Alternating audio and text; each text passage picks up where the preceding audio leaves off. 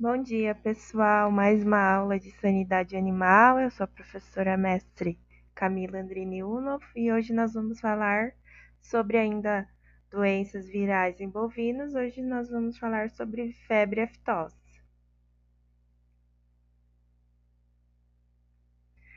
Então, pessoal, peraí, isso, a prof tinha pulado um slide.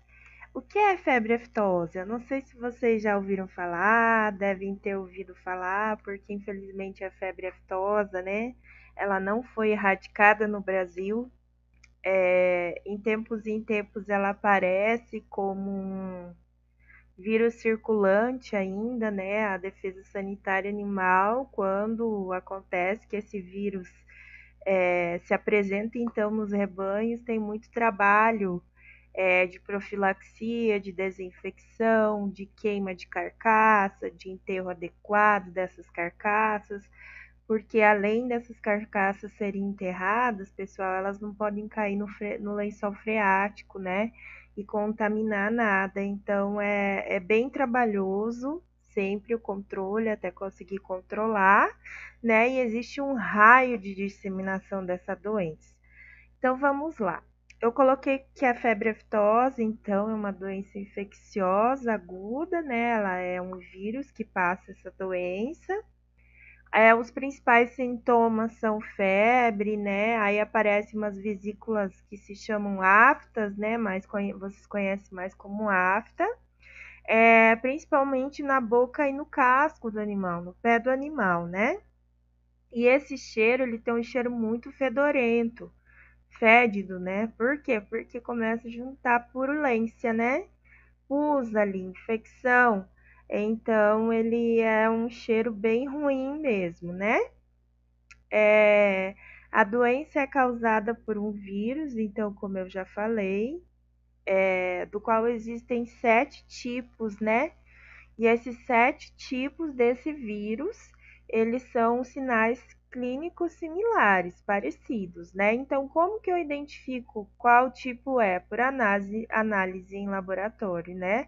Por reconhecimento desse vírus, né? Geralmente a gente coloca numa lâmina e vai para o microscópio. Então, esses tipos eles têm certas características que quem entende é possível, então, diagnosticar qual tipo que é. Como a febre aftosa, então, ela é transmitida, né? O vírus, ele está muito presente nessa quantidade de afta que eu tenho, tanto na boca quanto no casco, né? Ele também pode aparecer na saliva, no leite e nas fezes e urina de animais contaminados. Então, ele vai ter várias vias de transmissão. Como a febre aftosa, então, só deixa eu tirar meu vídeo aqui que está me atrapalhando.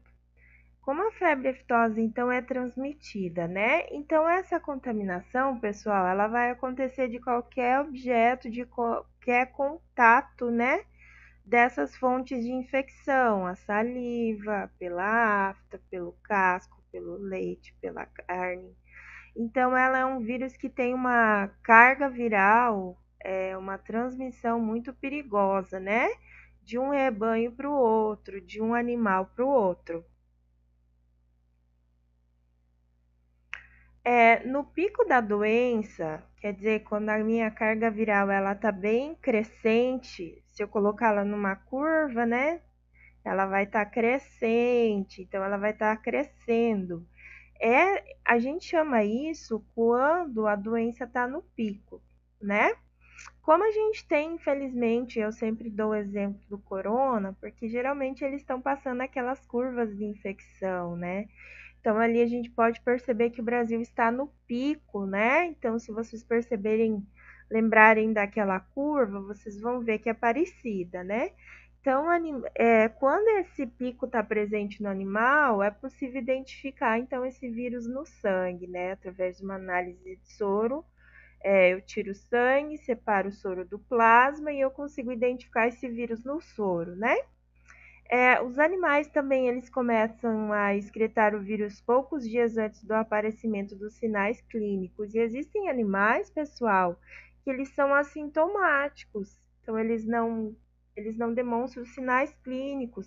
Às vezes eles morrem, então, em decorrência da doença, mas eles não têm sinais. Então, eles acabam morrendo. Porque essa doença, ela não tem um tratamento, né? Ela tem uma vacina. E ela precisa ser logo descoberta para que ela não se alastre no rebanho inteiro.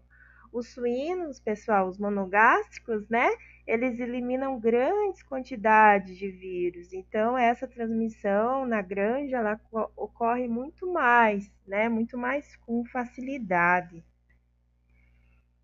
Como a febre aftosa, então, é transmitida, pessoal? Se eu falei que é por saliva, afta, casco e boca, leite, carne, né?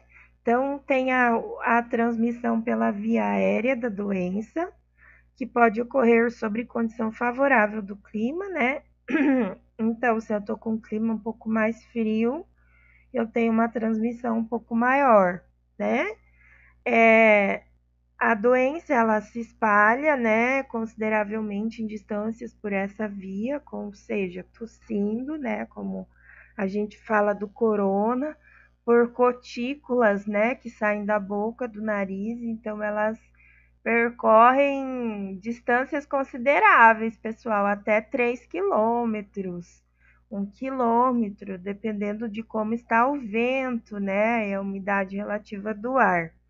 Os animais que adquirem o vírus ou por contato direto com outro animal, ou alimento ou objeto contaminado, então eles vão se contaminar. Porque, como a prof falou, esse vírus tem uma carga viral bem grande. Deixa eu trocar de slide. Então, ainda como essa doença é transmitida, né?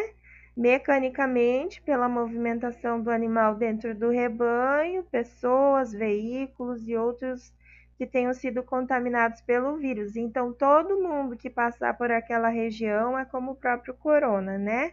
Ele vai estar no ar, ele vai estar no solo, ele vai estar em objeto, ele vai estar no animal. Então, é muito fácil essa transmissão.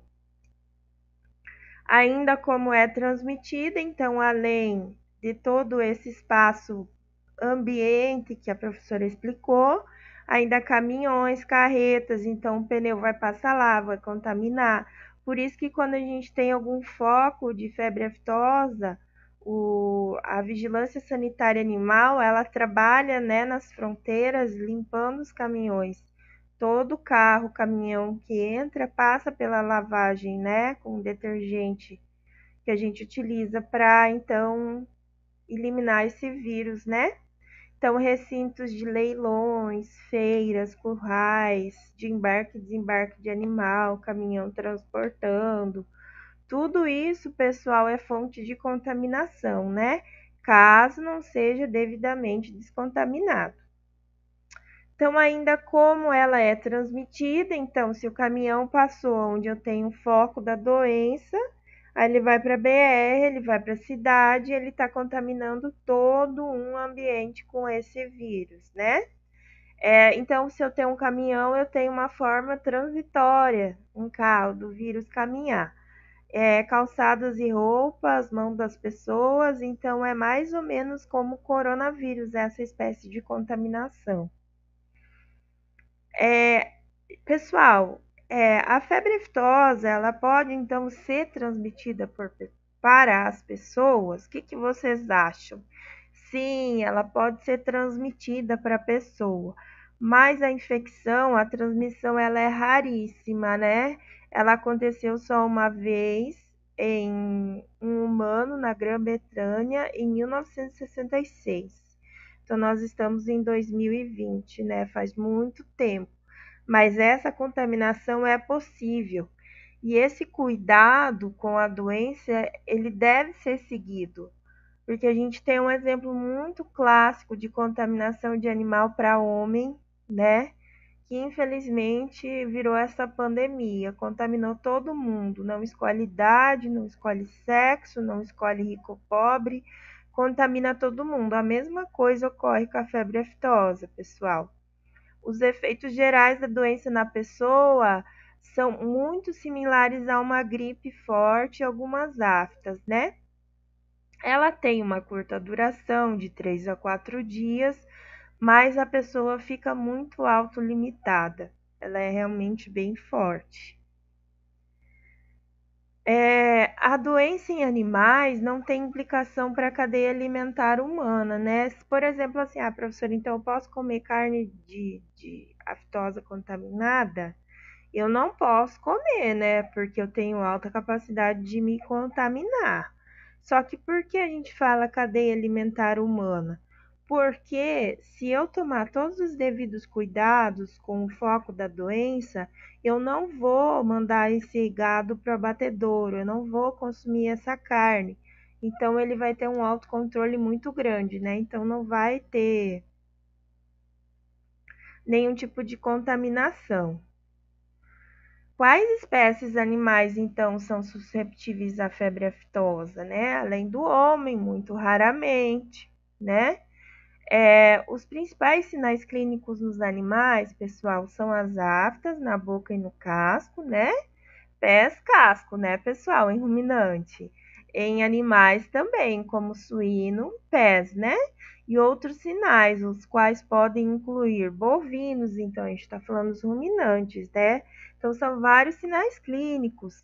Por exemplo, febre, inquietação, salivação, babeira, dificuldade de mastigar, engolir alimento, tremores, queda na produção de leite, queda no ganho de peso, né? Dor nos tetos ao ordenhar, a vaca fica inquieta, demonstrando dor. E esse ferimento, principalmente no casco, gente, aí ele provoca um cheiro fétido, né? E a manqueira, por quê? Porque dói, o animal vai caminhar e acaba machucando, por isso ele manca. O animal também pode parar de ingerir alimento e água, né, tanto concentrado quanto volumoso, e ele tende a se isolar e a deitar, só que ele não rumina, ele só está deitado. Então essa é a diferença, né? Ele estala os lábios, né, com o movimento estranho da mandíbula com a salivação, que daí ele acaba salivando muito. O vírus da raiva também deixa o animal salivando muito, né? A saliva chega a cair no chão. E o emagrecimento. Por quê? Porque eu tenho queda no consumo, eu tenho queda no ganho de peso. Ovinos e caprinos, também ruminantes, né? Febre, severa laminite, né? No casco, né? Afetando uma ou mais patas, então também um cheiro fétido, manqueira, tendência a deitar e não levantar por causa da dor, deixa o animal batido, né? Só que a maior mortalidade são em animais mais jovens do rebanho, né? E também aftas na boca, como os bovinos. Os suínos, então, os monogástricos, né? Febre, laminite também nos pés, né? Com cheiro fétido, produção de muco amarelo, pus, inquietação, dificuldade de mastigar e engolir alimentos, né? Então, os sinais na boca também são visíveis, só que um pouco menos que os ruminantes, né? E eles podem ter afta no focinho e na língua ainda. E lembrando, pessoal, que o suíno ele transmite uma taxa muito mais rápida do que o ruminante entre eles. Então, existem 7 tipos principais desse vírus da febre aftosa, né? O A, o C, o SAT1, o SAT2, o SAT3 e a Ásia 1. Sempre tem uma Ásia, né?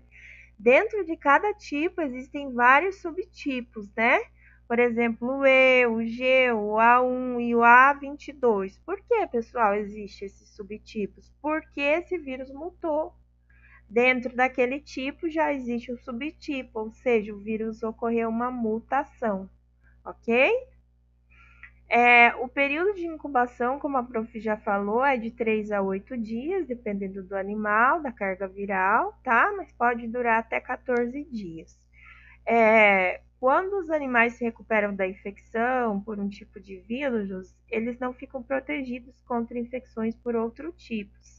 Então, se eu tive um tipo, lembrando que eu tenho vários subtipos, o animal pode pegar de novo, né? Como o vírus é destruído, então, pessoal? Ele pode ser destruído como um corona, né? Pelo calor, luz solar, baixa umidade, ou certos desinfetantes, né? Que lembra que a professora explicou que o vírus, cada vírus, ele possui um envelope ou não, mas uma camada lipídica, né? Uma camada de gordura ali. Quando eu uso esse detergente, eu consigo lamber essa camada de gordura, eu consigo destruir ela. Assim, o vírus é destruído. Então, é a camada lipídica do vírus que protege ele, né? Um meio de proteção que ele usa, né? Só que ele pode também, como a gente já conhece do vírus, permanecer ativo, né, por longos períodos de tempo, né? Em quais condições, professor, ele permanece ativo? Então, carnes congeladas, gente, ou resfriada, vai permanecer ativo na carne. Não maturada de animais infeccionados, né, infectados, ou objetos contaminados. Quais os efeitos, então, da febre aftosa, né, para a produção animal? Então, ela é uma doença raramente que ela atua, só que ela é fatal, né? Tem muitas mortes, principalmente animais novos, né, jovens, os quais podem morrer sem apresentar sintomas. Então, é aquele animal novo, que não tinha nenhum sintoma, de repente a gente encontra ele morto no rebanho. Consequentemente, outros cairão mortos também, porque ela é uma doença com uma carga viral muito alta. Então, a transmissão é bem alta, né? Os efeitos secundários, né, da febre aftosa são muito sérios. Por quê, professor? Porque o animal não come, né? Não bebe água, fica debilitado, cai produção de leite, cai produção de carne. Então, é muito afetada a condição corporal, ganho de peso, eficiência alimentar, produção de leite, ok? É, a perda de produção de leite e carne, ela é severa. Então, qual é o efeito maior da febre aftosa? Além da prorrogação da doença, dos sinais clínicos, né, de uma disseminação no meu rebanho, eu vou ter perda na produção, seja leite ou carne, né? Mas então o meu principal fato é o comercial, né? Que eu não vou poder comercializar esses animais, então eu tenho uma perca muito grande. A febre aftosa, ela tem cura, professora? Então, ela não existe um tratamento, né, gente? É um vírus, eu não tenho como combater vírus com antibiótico. O máximo que eu faço é dar um remédio para dor, para febre, para aliviar o sintoma e deixar o sistema imunológico trabalhar. Então, por isso ele acaba sendo fatal na maioria dos animais. Por quê? Porque é o sistema imunológico do animal que vai dizer se ele vai ter condição de curar, né, de passar esse estado infeccioso para se libertar desse vírus, né? Ele normalmente cumpre então um curso de 2 a 3 semanas, né? A maioria dos animais se recupera naturalmente. Só que por que então eu sacrifico o animal, né? Porque é uma medida de controle, gente. Se eu tenho um foco de febre aftosa, eu tenho que sacrificar o animal. Por quê? Porque se eu estou com ele no meu rebanho, eu posso passar de um animal para o outro. Existe um raio ao redor da disseminação dessa doença, né?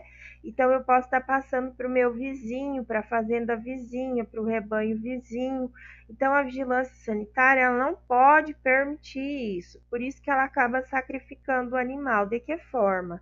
Lembra que esses anos atrás, eu não lembro muito bem o ano, acho que era 2015, a gente teve aquele foco de febre aftosa aqui no Mato Grosso, né?